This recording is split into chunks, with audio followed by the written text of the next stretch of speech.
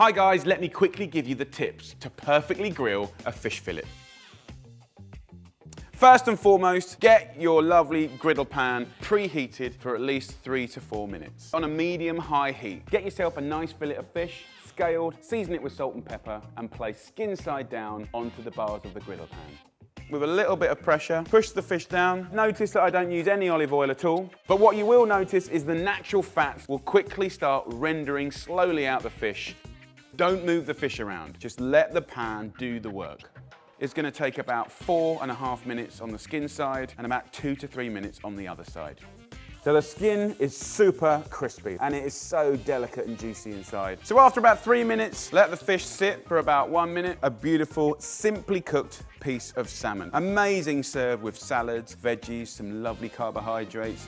So there you go guys, using the griddle pan to perfectly grill salmon. Until next time, bye.